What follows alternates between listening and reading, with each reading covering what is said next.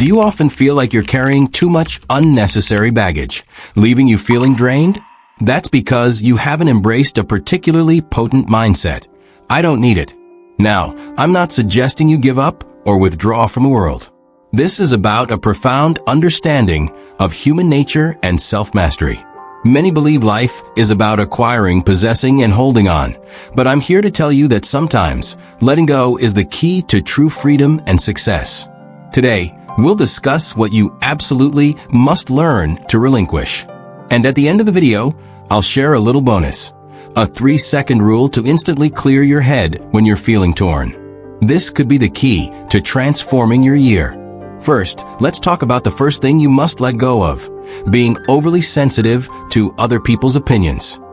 The reason many people find life exhausting and feel inexplicably suffocated is that they care too much about what others think. We've all seen the movie The Truman Show. From birth, Truman's every move was designed and evaluated by a global audience. His life was a manipulated reality show, and he desperately tried to act normal and live up to everyone's expectations. He lived cautiously, afraid that his words and actions wouldn't conform to the script or meet audience expectations. To get good reviews and avoid disappointing others, he even suppressed his true feelings and desires. Looking at ourselves in real life, don't we often live like Truman? Have you ever abandoned your career aspirations to cater to your boss's preferences? Have you chosen a major you didn't like to meet your parents' expectations? Have you been afraid to express your true opinions in order to gain the approval of your friends? We are afraid of being criticized, ridiculed, and excluded, so we put on various masks and try to play a perfect role, an excellent child, and a popular friend. We base our happiness and sadness on the evaluations of others. A casual comment can keep us up at night. A single like can fill us with joy. We live in a script written by others, gradually losing ourselves. I remember a famous actress who once confessed that in the early days of her career, she was very concerned about the opinions of the media and the audience. To maintain a so-called good image, she didn't dare go out without makeup, couldn't show her temper, and wouldn't even share her true feelings in public. She lived under immense pressure every day, terrified that a wrong word or an inadequate expression would lead to negative reviews. This way of living left her physically and mentally exhausted, and even led to a bout of depression. Later, she decided to abandon this obsession, no longer trying to please everyone, and stopped playing the role of a perfect goddess. She started going makeup-free, sharing her life insights, and even bantering with netizens on social media. Initially, there were indeed some negative comments, but she discovered that when she stopped caring about those opinions, she felt more peaceful and free than ever before. And those who truly liked and appreciated her saw a more authentic and interesting side of her as a result. Her career, on the contrary, was revitalized because she was no longer a packaged product, but a real person with flesh and blood and a unique personality. So, the first I don't want it mentality is to let go of being overly sensitive to other people's opinions. 1. When you stop using other people's opinions as your yardstick for self-worth, you can truly create your own world and discover your most authentic and comfortable self. 2. Let go of the pursuit of absolute fairness. Complaining about unfairness is human nature, but constantly dwelling on these complaints will only hold you back in life. We've all heard the story of the tortoise and the hare. The hare, blessed with natural talent and overconfident in its speed, took a nap along the way and ultimately lost to the tortoise. In this story, it appears the tortoise achieved a fair victory. However, if we zoom out and look at the real world, we see that fairness is often just an ideal. In The Shawshank Redemption, Andy is wrongly imprisoned and faces a profoundly unjust system. Instead of complaining or giving up, he quietly spends decades digging a tunnel to freedom. He doesn't expect the prison system to suddenly become fair and exonerate him, nor does he rely on external justice to intervene. He knows that complaining and waiting will only allow him to rot in prison. Instead, he chooses to actively seek a way out of the unfair reality, creating his own fairness through persistent action. Consider the workplace. You might work overtime late into the night, only to find that those who are adept at office politics and ingratiating themselves with the boss are the ones who get promoted and receive raises. That feeling of "it's so unfair, why me?" can be very real and frustrating. We have an innate desire for fairness, and witnessing injustice can easily lead to anger and resentment. However, if you dwell solely on complaining and indignation, without considering how to change the situation, enhance your core skills, or proactively seek opportunities, you'll remain trapped by this sense of unfairness. I have a friend who worked at a company for 5 years. Each performance review cycle, she felt she contributed the most, yet she was never recognized. This left her deeply frustrated, and she constantly complained about the company's unfair system and the leader's favoritism. This negativity impacted her work and even strained her relationships with colleagues. Later, in a conversation with her mentor, she was told, "The world is never entirely fair. If you dwell on unfairness, you'll miss countless opportunities." Truly intelligent people identify and leverage advantages within unfair situations to forge their own path to equity. This resonated deeply with her. She stopped complaining and instead dedicated herself to honing her professional skills, proactively seeking out challenging projects, and actively learning about cutting-edge industry trends. As she grew stronger and more indispensable, opportunities naturally arose. She ultimately achieved her long-awaited promotion and received even greater rewards than she had before. Therefore, adults should learn to accept the imperfections of the real world and invest the time and energy spent complaining into self-improvement and proactively breaking the deadlock. When you stop fixating on why it's unfair, you can truly focus on what can I do, thereby creating more possibilities for yourself. 3. Let go of dwelling on past mistakes. Everyone makes mistakes, but many people choose to imprison themselves in their past errors, ruminating on them repeatedly, unable to break free.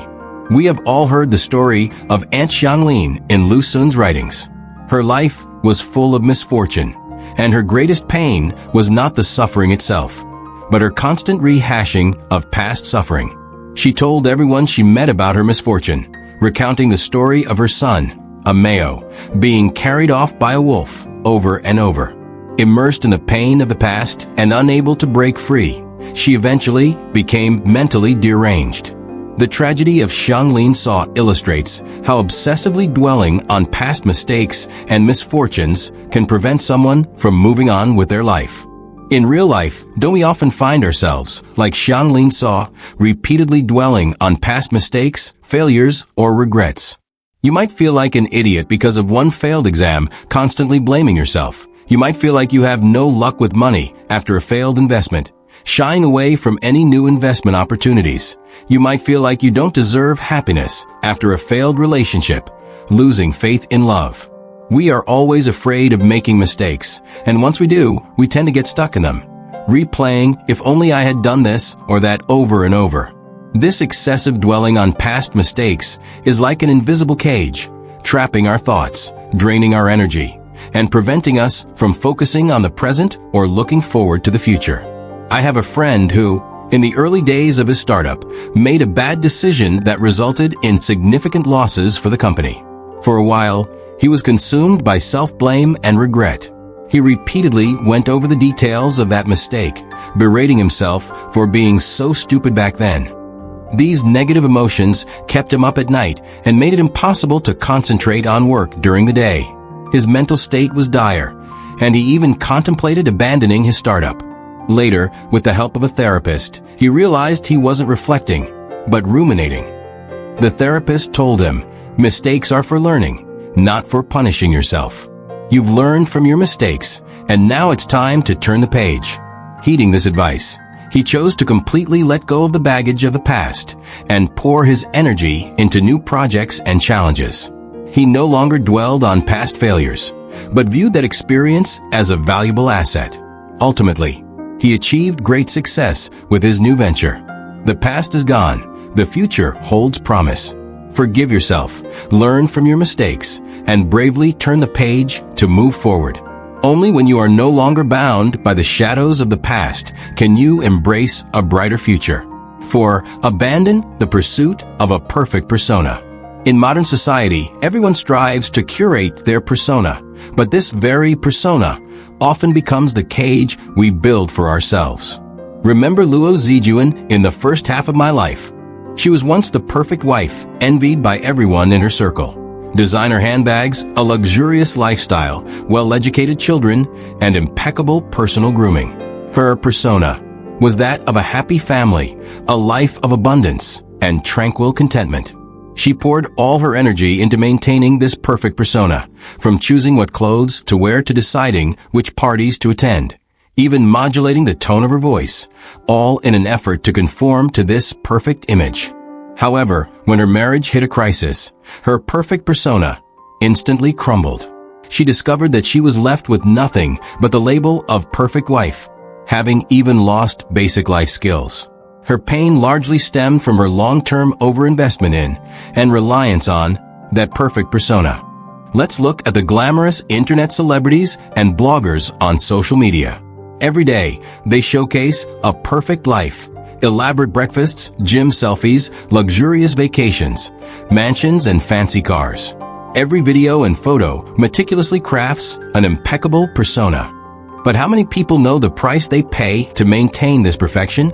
They might spend hours posing for the perfect photo, burn the midnight oil editing the perfect video, and be afraid to show even a hint of fatigue or vulnerability in order to maintain a perfect image. This performative way of living makes them feel extremely stifled and can even lead to mental health issues. I have a friend who is a very successful career woman. At work, she's a decisive and effective leader, and at home, she's a devoted wife and mother, running the household with meticulous care. She's created a perfectionist image for herself, not allowing herself any mistakes or imperfections. Every day, she's like a tightly wound spring, working and living at full speed. However, the price of this perfection was that she was constantly under immense pressure. Her health was failing. She suffered from frequent insomnia, and her mental state was highly stressed. Once, she collapsed in the office due to overwork. It was then that she realized the perfect persona she had been striving to create was slowly consuming her health and happiness.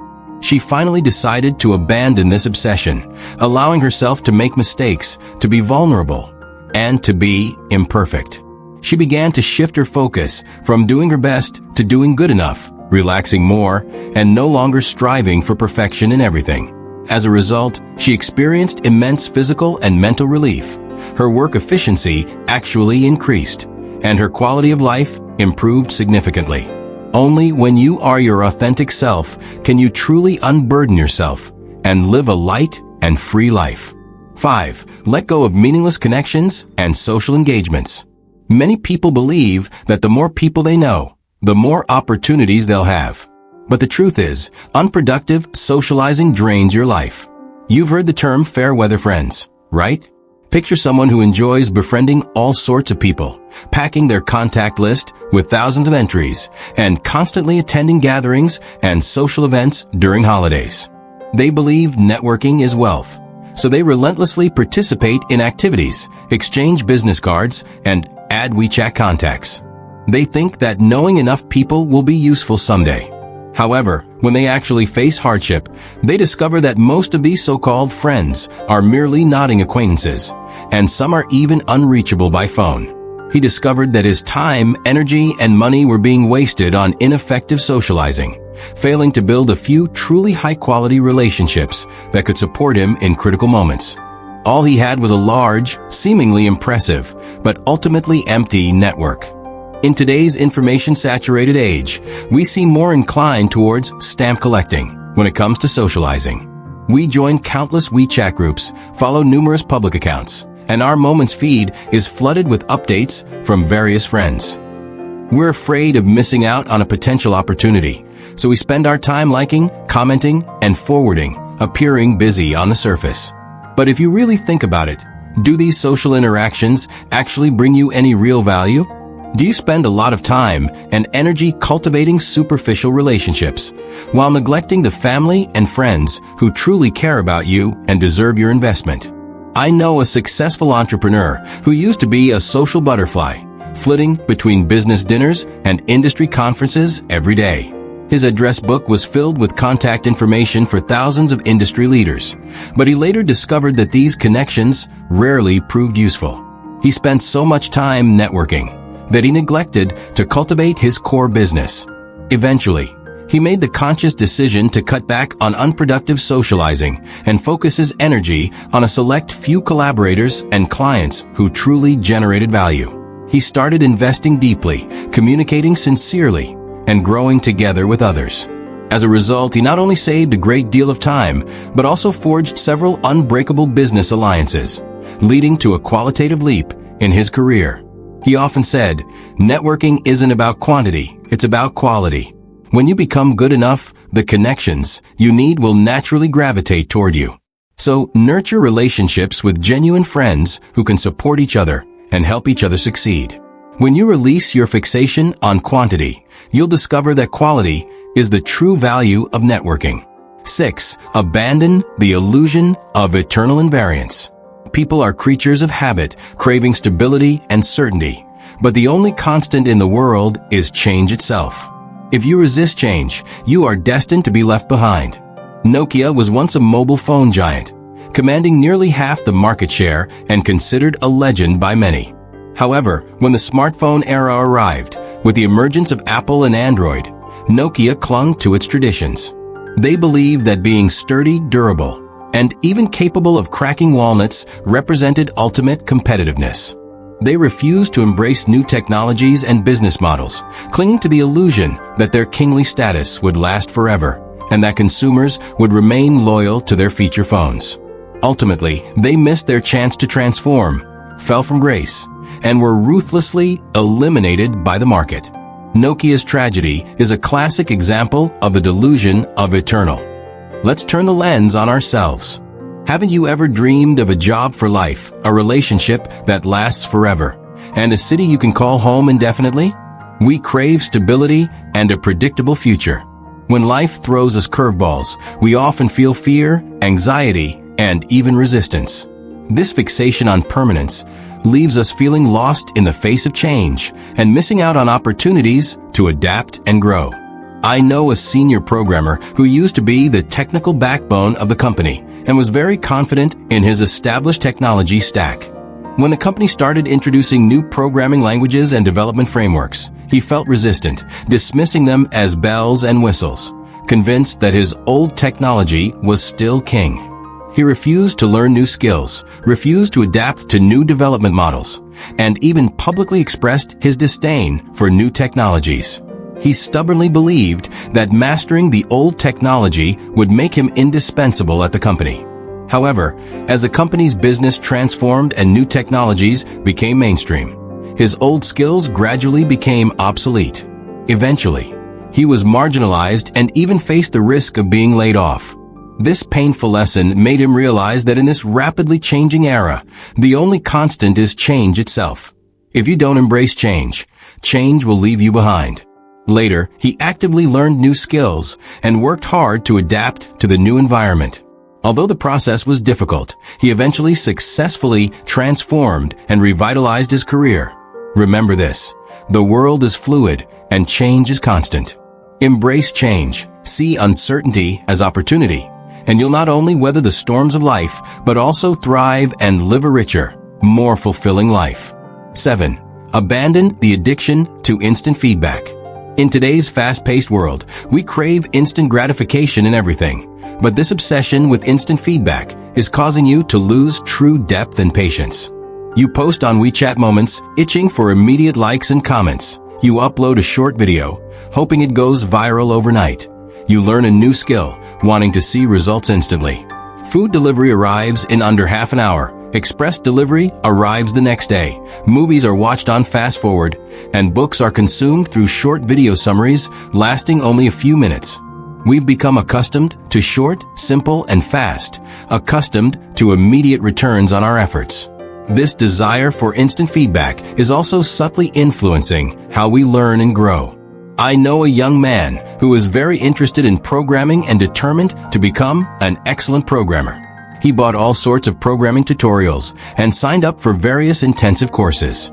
However, after studying for only a few days, he realized that programming requires a great deal of practice and dedication, and results don't come overnight. When he found that typing a few lines of code didn't immediately produce a presentable program, he became very frustrated, felt he had no talent, and quickly gave up.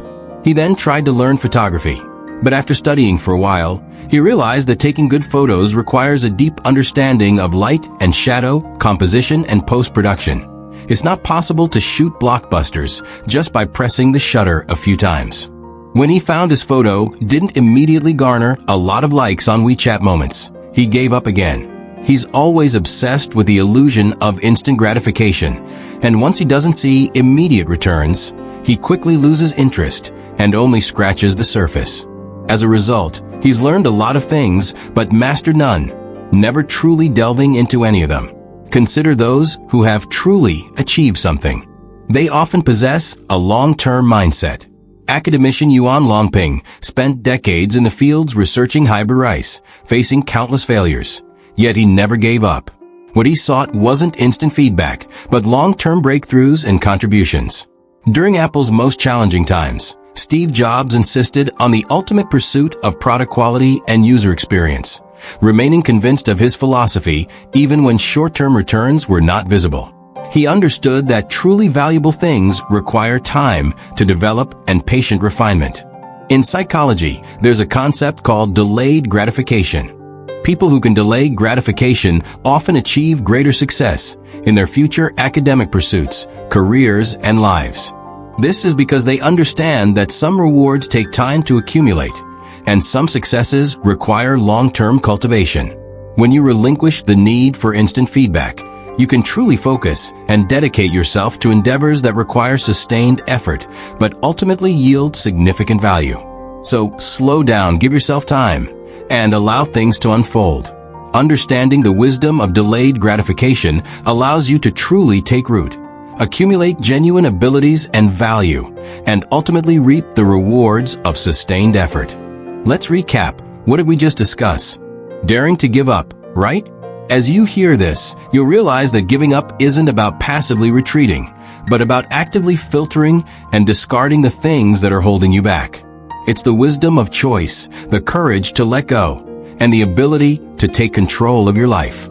In summary, don't be overly sensitive to other people's opinions, because your life belongs only to you, and you can't control what others say.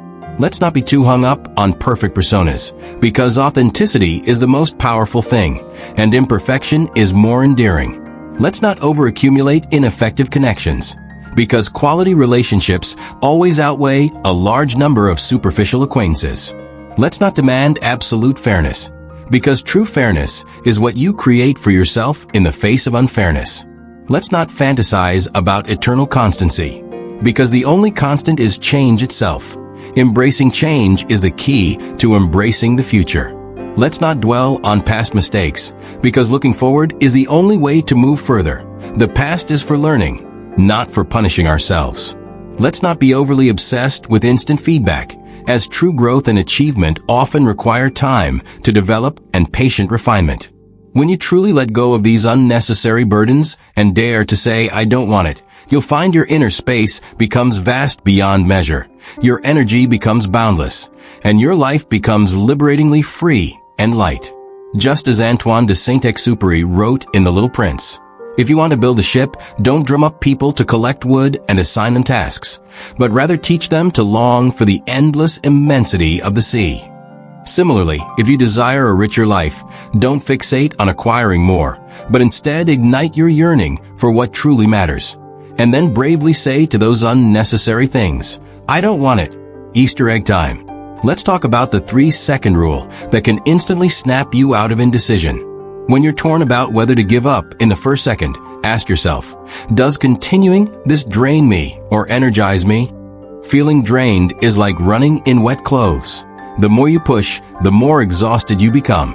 Feeling energized is like walking in the morning sun, completely invigorating. In the second, imagine your future self a year from now looking back. Would they think your current persistence is laughable? Many things that seem monumental now are actually insignificant in the grand scheme of things. In the third second, silently say, "I don't want it anymore," and notice your body's reaction. If you feel lightness and relief, that's a sign to let go. If you feel unwilling and regretful, it might be worth trying again. The core of this principle is to bypass the brain's rationalizations and connect directly with the body's instinctive responses. Because the body never lies, its feelings are the most genuine answers. You can try it right now. Think of something you're struggling with, and take 3 seconds to feel it. The answer might surface immediately. That's all for today's video. I hope you found it helpful. Don't forget to subscribe. Thank you.